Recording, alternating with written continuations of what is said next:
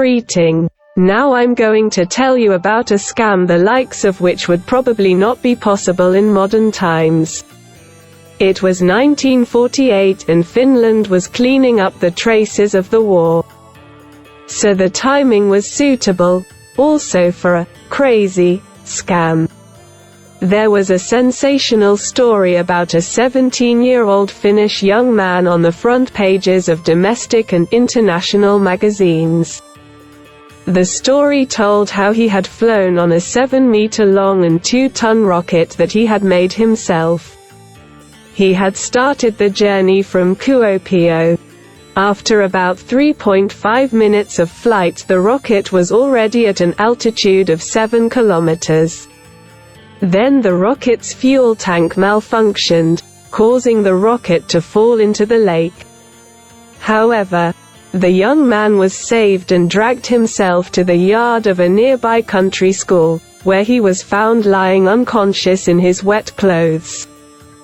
He had told those who came to help that he had flown 50 kilometers from Kuopio with a rocket he designed and built himself and fell into a nearby lake. The young man recovered from the accident quickly and returned home the same evening. The search for the rocket started immediately from the accident site, i.e. the lake. However, nothing was found there but a bicycle, which later turned out to be this young man's bicycle. The young man was happy to tell the media about his cigar-shaped rocket called Silver Star, which he had designed and built with his friend, engineer Gansjuga. The rocket launch took place from a steel tube stand, at an angle of 60 degrees, the sliding surfaces were lubricated with oil. The young man also presented his drawings of the rocket, which he had drawn himself. The media and the authorities put a lot of pressure on him because things didn't go together. But he still stuck to his story. They said that they ordered the parts of the rocket from different workshops and factories. The construction of the rocket had cost about 200,000 marks, approximately 10,000 euros in today's money. The young man also said that engineer Gansjuga is a German citizen living in Finland and speaks good Finnish. There was no information on his whereabouts. After telling these stories, he found that the number of doubters only increased, so he decided to reveal that he made up the whole story. Some never believed his story.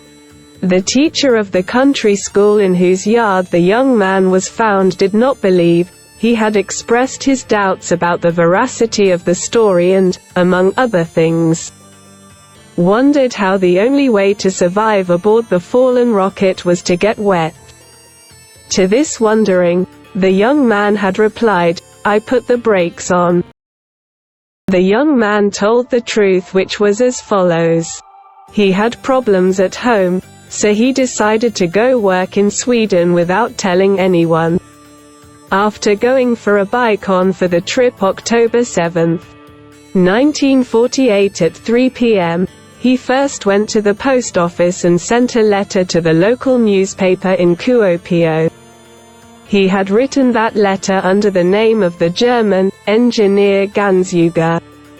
In the letter, he said as engineer Gansjuga, on behalf of Name Performing, that a young man from Kuopio, mentioned the name, had gone flying with a homemade rocket, which had presumably exploded and fallen somewhere, because he, Gansjuga, had lost radio contact with the rocket.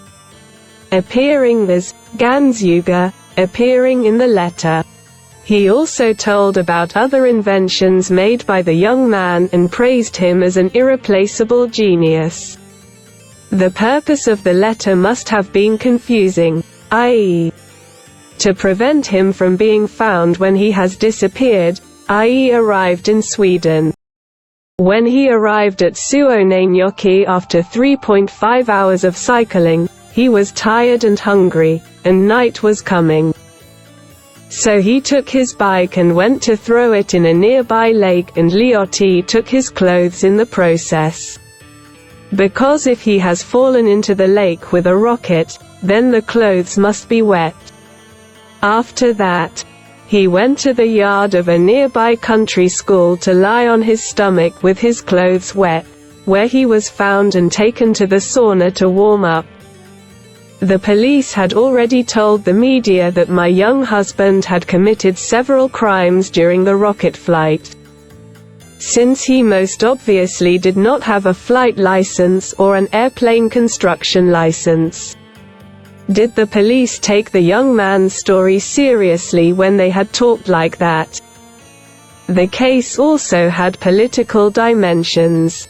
At that time, Finland was still living in the so-called years of danger. The state police was under the control of the communists.